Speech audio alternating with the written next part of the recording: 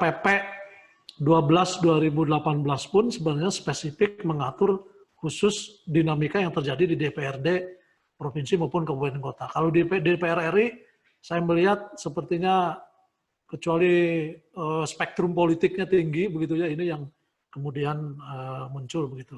Termasuk yang kasus Harun Masiku yang tadi sampaikan.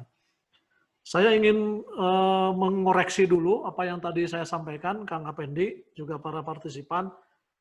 Tadi yang saya sampaikan putusan pengadilan itu terkait dengan sengketa di KPU Sulawesi Selatan ya, di Provinsi Sulawesi Selatan. Jadi tidak ada kaitannya dengan yang Harun Masiku begitu ya. Tetapi terkait dengan Harun Masiku tadi pernyataannya saya sudah sampaikan bahwa KPU ini tetap konsisten melakukan penggantian, sebenarnya dia bukan proses PAW, penggantian calon terpilih ya pada saat itu, karena kalau tidak salah belum dilantik dan sudah penggantian itu sebelum pelantikan gitu ya. Nah, ketika ada pengajuan proses PAW yang tadi saya sebutkan pada awalnya proses itu dilakukan oleh partai ke KPU kan tidak bisa, harus partai ke DPRD baru ke KPU begitu ya. Jadi saya sudah mengoreksi itu terkait dengan putusan pengadilan.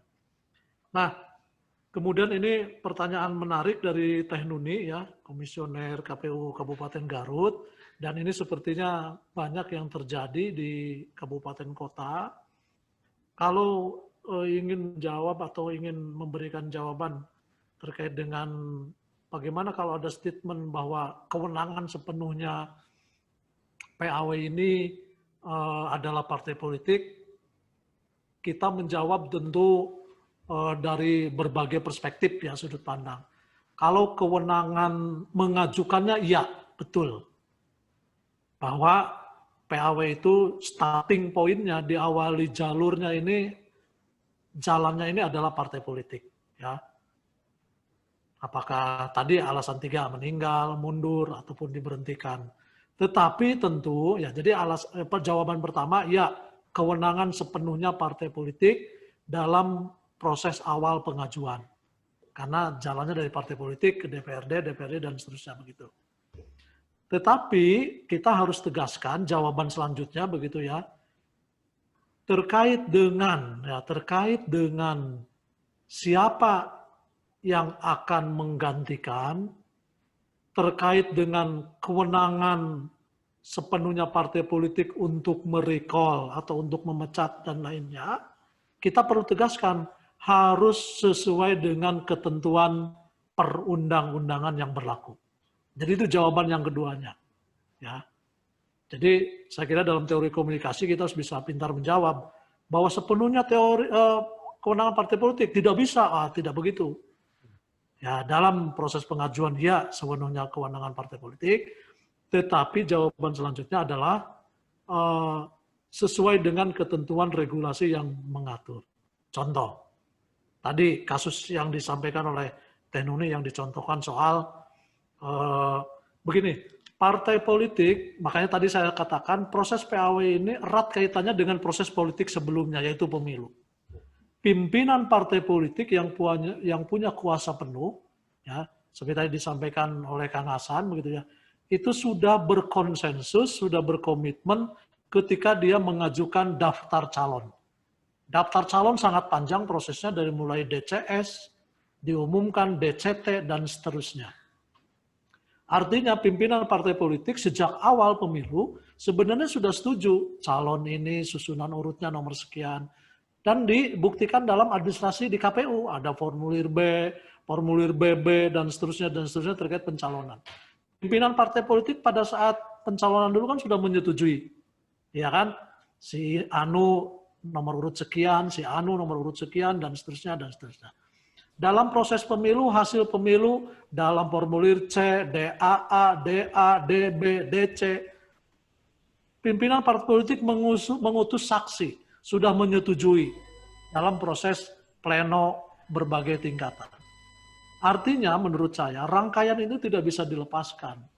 Jadi ketika proses PAW ya muncul di kemudian hari setelah proses pemilu lewat, sudah dilantik, seolah-olah perjanjian konsensus itu dilupakan begitu ya. Padahal perolehan suaranya sudah ditetapkan si A dapat sekian, daftar nomor urut calonnya juga sudah disepakati antar pimpinan partai politik dengan calon dan seterusnya. Nah, artinya menurut saya kalau kita konsisten terhadap regulasi, siapa yang berhak menggantikan PAW selanjutnya ada aturannya, yaitu calon yang memperoleh nomor suara berikutnya, istilahnya ya, yang memperoleh suara terbanyak berikutnya. Itu aturan pasti, aturan main, rule of the game yang ada di KPU. Nah, kalau kemudian, ini kasus yang disampaikan oleh TNU nih, bagaimana dengan ada tokoh partai nomor urut 1, kebetulan dia tidak memperoleh suara banyak, yang memperoleh suara banyak nomor urut 5. Pada proses PAW, harusnya nomor 5 yang berhak sesuai ketentuan, tapi kemudian ada proses recall, dipecatlah begitu. Soal memecat, recall, dan lain-lain, sekali lagi itu kewenangan partai politik. Tadi yang digariskan oleh Pak Sugianto, kalau dia memecatnya jelas, mungkin ya, ini di internal mereka-mereka, kemudian ada alasannya, ada mekanisme yang sudah ditempuh prosedur melalui Mahkamah Partai dan lain. Kemudian yang bersangkutan juga sudah mengajukan pembelaan melalui Mahkamah Partai, ada ini dan lain dan seterusnya itu sudah dilewati. Ya tentu kita mengikuti aturan regulasi kebijakan yang ada.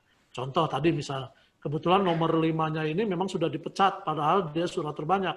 Tetapi memecat, kemudian sudah dilakukan upaya pembelaan dan lain-lain, dan memang akhirnya putusannya Mahkamah Partai ini kemudian menyetujui, ada surat keputusannya, baru ini kemudian diajukan ke DPRD, ke KPU, tentu kan kita akan melihat dasar-dasar itu buat dijadikan dasar kita seharusnya hak nomor 5, tapi karena sudah ada SK dari Mahkamah Partai, mungkin juga ada pernyataan yang bersangkutan menerima dan seterusnya, tentu proses klarifikasi kami akan lakukan.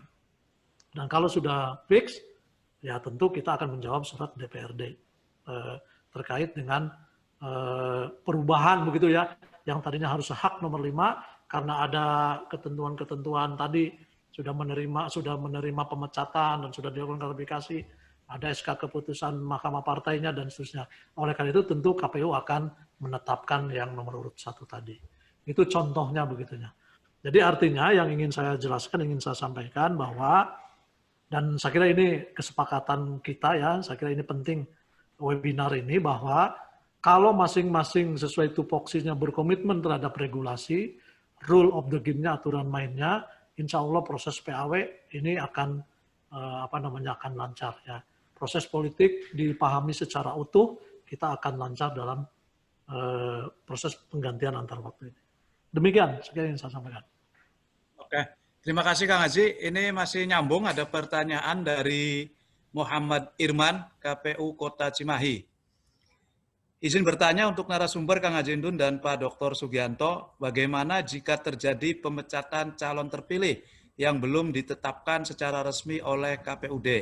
Mekanisme penggantian calon terpilih tersebut jika si calon terpilih yang diganti mengajukan keberatan ke pengadilan. Itu dari Muhammad Irman, KPU Kota Cimahi, Kang Haji. Ya, baik, terima kasih. Saya kira ini berarti bukan bicara PAW ya. Ada peraturan KPU nomor 6 kalau nggak salah 2019 terkait dengan penetapan perolehan kursi dan calon terpilih. Nah, jadi terkait dengan kasus yang disampaikan oleh Pak Ketua Irman ini, Pak Ketua Cimahi ini, berarti pada saat pleno penetapan kursi dan calon terpilih, ya, setelah tentu proses sengketa di MK selesai, kemudian sudah ditetapkan atau belum ditetapkan tadi? Sudah atau mau ditetapkan, kemudian yang bersangkutan belum. Sebelum ya? Ya, belum. Sebelum. Berarti misalnya sedang proses sengketa, ya, sedang proses sengketa. Tentu kalau namanya calon terpilih, ya, berarti proses sengketanya itu kalau ini kaitan dengan hasil pemilu ada di Mahkamah Konstitusi. Ya, tentu apapun nanti putusan Mahkamah Konstitusi, ya, karena sebelum penetapan calon terpilih hasil pemilu kan, ya, tentu ya kita menunggu amar putusan dari Mahkamah Konstitusi. Kalau memang ada putusan sela untuk menghitung kembali